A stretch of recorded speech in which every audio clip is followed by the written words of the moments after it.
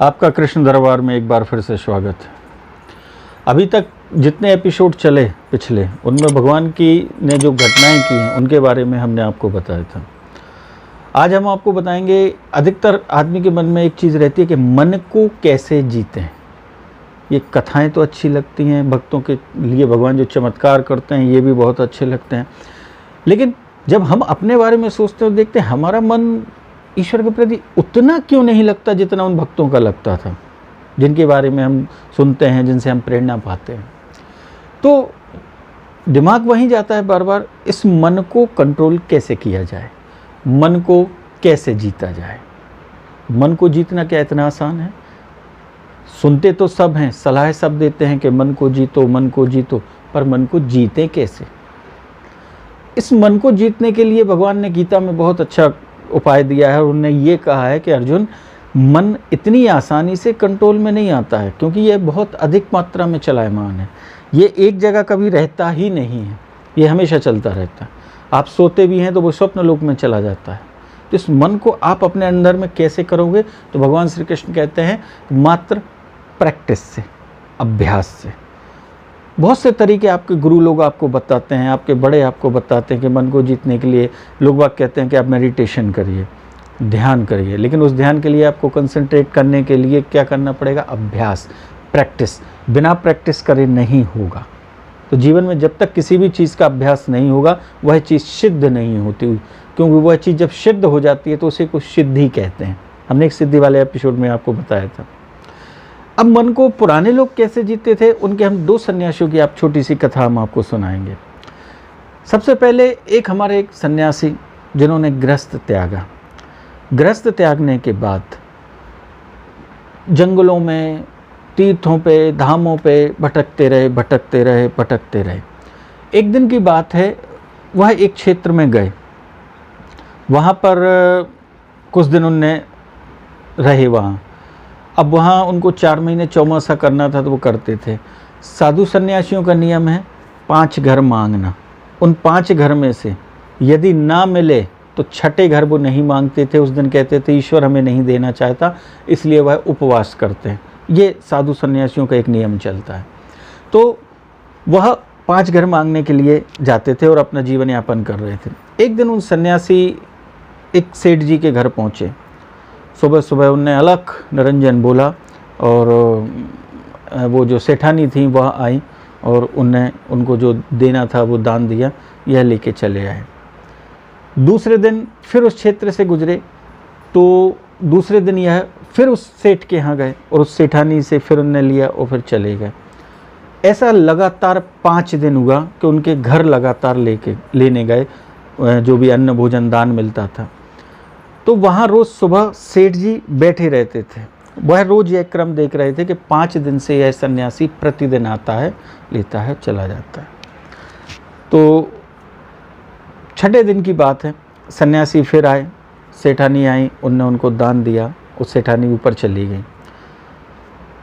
सेठ जी ये जाने लगे। सेठ जी ने कहा महाराज रुकिए थोड़ा सा, उनको रोका। रोकने के बाद कहीं बैठिए। कहले हमें तो मिल गया। कहले हाँ हमें मालूम है आपको मिल गया।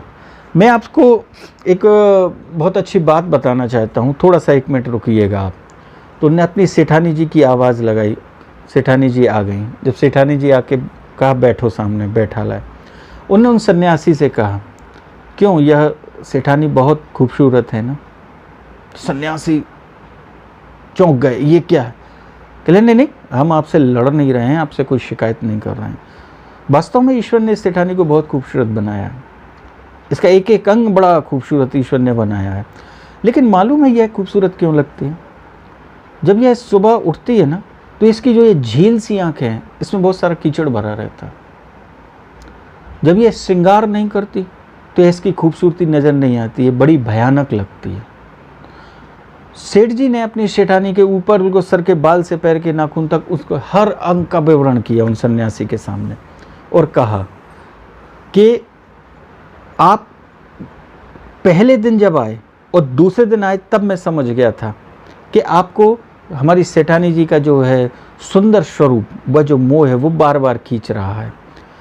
तो हमने आपके अंदर एक बहुत अच्छी खासियत देखी महाराज। आप यदि माने तो आपने सन्यास लिया, सब कुछ ग्रहण किया, परंतु आपके अंदर खूबसूरती रह गई है जो आपकी आंखें देखना चाहते हैं, तो आप इस कमजोरी को अपनी ताकत बनाइए।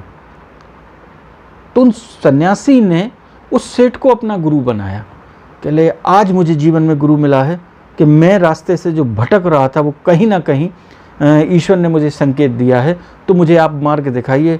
तो सेठ जी ने कहा आप एक काम करिए, आपकी आंखें यदि सुंदरता देखना चाहती हैं तो इसको कमजोरी ना माने, इसको अपनी ताकत बनाएं। और आपकी ताकत क्या है?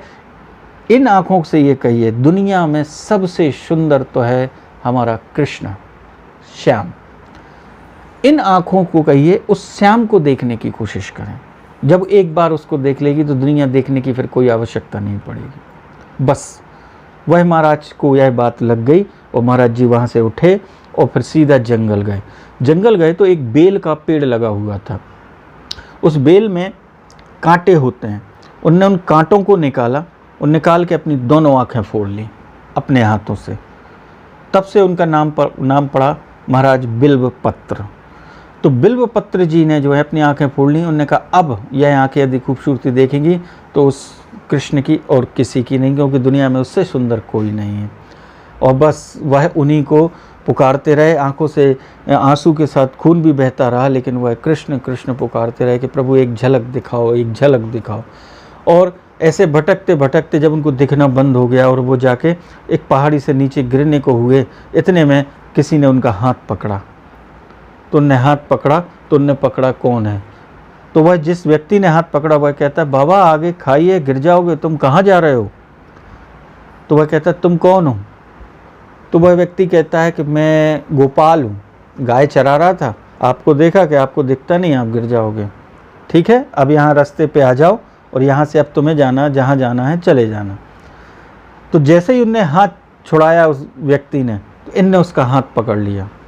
कहने लगे मैं समझ गया घनश्याम, तुम ही हो और तुम कोई साधारण गोपाल नहीं हो, तुम वही कृष्ण गोपाल हो जिसे मैं तलाश रहा हूँ, इसलिए आज मुझे प्राण बचाने आ गए। उन्होंने कहा नहीं नहीं, आप हमें नहीं पहचान रहे हैं, हम तो साधारण व्यक्ति हैं। उन्होंने कहा नहीं। उनने जोर लगाया, तब उन्होंने कहा वाह प्रभु तुम तो परम शक्तिमान हो, हम तुम्हें नहीं पकड़ सकते, तुम्हारी शक्ति के आगे हमारी कोई शक्ति थोड़ी चलती है। आप तो हमारा हाथ छुड़ा लोगे, लेकिन आप दिल में जो बस गए हो, जब तक आप अपनी सुंदरता नहीं दिखाओगे तब तक हमारे हृदय से नहीं निकल सकते, इसलिए यदि इस हृदय से निकल के बता दो तो हम मान जाएंगे तुम परम शक्तिशाली हो। और हुआ यही, ठाकुर जी ने वहाँ उनको दर्शन दिए और उसके बाद महाराज बिल्वपत्र ने उनके चरणों में अपने प्राणों को अर्पण किया। तो मन को जीतने के लिए कभी कभी ऐसे गुरु भी मिल जाते हैं जो अनायास ही हमारे सामने खड़े हो जाते हैं, वो ईश्वर हमारी सहायता कर देता है। एक सन्यासी और थे, उनने भी गृहस्थ त्यागा। गृहस्थ त्यागने के बाद आए और जब भी वह 5 घर मांगने जाते थे तो एक बार एक घर के पास से निकल रहे थे, उस घर में बन रही थी कड़ी। जब वह गृहस्थ में थे उनको कड़ी बहुत पसंद थी, बहुत पसंद। अब उनको कड़ी की खुशबू आई, लेकिन अब उन्होंने कहा सन्यासी हैं और जो जितना घरों से मांगना था मिल गया, अब छठे घर से हम नहीं ले सकते, और वो आगे बढ़ गए। जब वह गए अपने ध्यान में तपस्या करने बैठे तो उनको ध्यान में कड़ी दिखाई देती थी। वो फिर भटकाए, अरे क्या दिखाई दे रही, फिर उनने ध्यान किया, फिर उनको कड़ी दिखाई दी। उनने उस दिन निकाल दिया। दूसरे दिन वह फिर निकले तो एक दूसरी गली से जा रहे थे, उस गली में भी इत्तेफाक से किसी घर में कड़ी बन रही थी, फिर उसकी मधुर खुशबू आई, इनको फिर कड़ी। तो अब इनका जो तपस्या और साधना करते थे, उस साधना में ये ध्यान करने बैठे तो इनको कड़ी दिखाई दे, इनकी नाक में केवल उस कड़ी की गंध आए। तो ये बहुत परेशान हो गए कि यार ऐसे तो हमारे पूरी तपस्या और पूरा समय खराब हो जाएगा। तब उन सन्यासी ने एक उपाय किया। वे बीच गांव में गए, उनने लकड़ी इकट्ठी की, उसको जलाया, उसके ऊपर एक बहुत बड़ा गंज रखा, उस गंज में उनने कड़ी को पकाना चालू किया। तो सारे गांव वाले कहते हैं क्या महाराज आज भंडारा करने वाले हैं, ये जो यहाँ इकट्ठे होकर इतनी कड़ी बना रहे हैं। फिर उन्होंने अच्छी उसको सुगंधित टेस्टी कड़ी बनाना चालू की, और कड़ी बनाते बनाते जब वो कड़ी बन के तैयार हो गई मस्त, तो फिर उन्होंने अपने मन से कहा क्यों मज़ा आ गया? तो मन कहता है बस अब खिला और दो। उन्होंने कहा ठीक है। उनने कड़ी खाना चालू किया दोनों हाथों से। जब वह साधु दोनों हाथों से कड़ी खाने लगे तो कड़ी खाते खाते मन को बड़ा आनंद आ रहा था, लेकिन एक समय बाद पेट भर गया। जब वह गले तक आ गया तो मन कहता है बस। उन्होंने कहा नहीं, आज मिलेगी जितनी खाना है। वो खाते गए, उनको उल्टी हो गई, उन्हें उल्टी कर ली, फिर उठाई, फिर दोनों हाथों से खाते रहे, फिर उल्टी हो गई, फिर उठाई उन्हें, फिर दोनों हाथों से खाते रहे, फिर उल्टी हो गई। ऐसा जब 10-15 बार लगातार हुआ तो मन हाथ जोड़ के उन सन्यासी के सामने खड़ा हो गया, कहने लगे महाराज आज के बाद आपको नहीं भटकाऊंगा, आज से आपका मैं गुलाम हो गया, अब आप हमारे गुलाम नहीं रहे। और बस वह सन्यासी बाद में उन्हें मोक्ष प्राप्त किया, अनेक शक्तियों को प्राप्त, सिद्धियों को प्राप्त किया, जन कल्याण किया और मोक्ष तक चले गए। ये कथा हमें ये प्रेरणा देती है, मन को जीतना है तो बिना अभ्यास के नहीं जीत सकते। हम आपको कितने उपाय बताएं, हम आपसे कहें रोज़ 20 मिनट सुबह शाम आप ध्यान किया कीजिए, जब ध्यान करने बैठेंगे मन आपको भटक जाएगा, एक दिन में नहीं होगा। लेकिन प्रतिदिन आप 20 मिनट सुबह और 20 मिनट शाम को मेडिटेशन करते हैं, ध्यान करने की कोशिश करते हैं, तो धीरे धीरे एक समय आएगा कि आपका मन कंट्रोल में आने लगेगा। और इसका उपाय ये होता है कि जब भी आपका मन भटक रहा है उसको भटकने दो, आप अपना कर्म करते रहें। वो कहीं भी जा रहा है, आप अपने अर्जुन की तरह लक्ष्य रखें। एक समय इधर उधर भटकते इतनी कड़ी खा लेगा कि वो खुद आपके सामने हार के खड़ा हो जाएगा। ये थी आज की 2 छोटी छोटी कथाएं। पिछले सप्ताह हमने आपसे प्रश्न किया था कि एक साधारण व्यक्ति, माने हमारे यहाँ जो 4 वर्ण हैं, 3 वर्णों का व्यक्ति यदि मरता है तो हम यहाँ मानते हैं कि अकाल मौत यदि वह मरे तो मरने के बाद वह प्रेत योनि को जाता है। लेकिन यदि ब्राह्मण मरे तो वह क्या प्रेत योनि को जाता है या नहीं जाता, इसका आंसर हमने आपसे मांगा था। इसका आंसर यह है कि भगवान ने सूर्य और चंद्र जो 5 तत्व हैं, इनके बाद धरती का प्रत्यक्ष देवता ब्राह्मण को बताया है। ब्राह्मण आपकी सारी अलाएं बलाएं लेकर, सारी पूजा पाठ करवा के, थोड़ा सा धन लेकर वह जीवन भर गरीबी भोगता है, क्यों, इसलिए वह देवता कहलाता है। तो वह जो देवता है वह यदि मरेगा तो प्रेत कैसे बनेगा, तो कौन बनेगा? यदि किसी ब्राह्मण की अकाल मृत्यु होती है तो वह प्रेत योनि को प्राप्त नहीं होता, वह बनता है ब्रह्म राक्षस। उसे ब्रह्म राक्षस की उपाधि दी जाती है। वहाँ भी वह पूजित होता है और उसका मरने के बाद वास उसके आसपास जहाँ मरा है उसके पास जहाँ कहीं भी पीपल का पेड़ हो उस पर उसका वास होता है, ब्रह्म राक्षस। और यदि कोई ब्राह्मण स्त्री अकाल मृत्यु मरती है तो वह चुड़ैल योनि को नहीं जाती, वह बनती है ब्रह्म चंडालिनी, वह भी देवी स्वरूप में रहती है। इन सब का पीपल में वास होता है। इसके लिए अलग एक साइंस है, कभी हम इसके बारे में अलग से एपिसोड बनाएंगे। तो यह था पिछले प्रश्न का उत्तर। अब हमारा अगला प्रश्न है आपके लिए। हमारे जन्म से लेकर हमारी मृत्यु तक आपने देखा होगा हमारे सर के बाल से लेकर पैर के नाखून तक पूरे शरीर का विकास होता है, हम बढ़ते चले जाते हैं। लेकिन हमारे शरीर का एक ऐसा अंग है जो कभी नहीं बढ़ता, वह कौन सा अंग है? ये आपको अगले सप्ताह बताना है। कोशिश करिएगा, आसान भी है और बहुत कठिन भी है कि हमारे शरीर में ऐसा कौन सा अंग है जो कभी नहीं बढ़ता, जन्म के समय भी उतना रहता है, जवानी में भी, वृद्धावस्था में भी, मरने तक उस अंग की स्थिति उतना ही होती है। तो वह कौन सा अंग होता है? अगले एपिसोड में इसका उत्तर जानेंगे। भगवान श्री कृष्ण आपकी सारी मनोकामनाएं पूरी करें, आप स्वस्थ रहें, धन धान्य से संपन्न रहें, जिनके विवाह नहीं उनके विवाह हों, जिनको नौकरी नहीं मिली उनकी नौकरी मिले, इसी कामना सहित। जय श्री कृष्ण।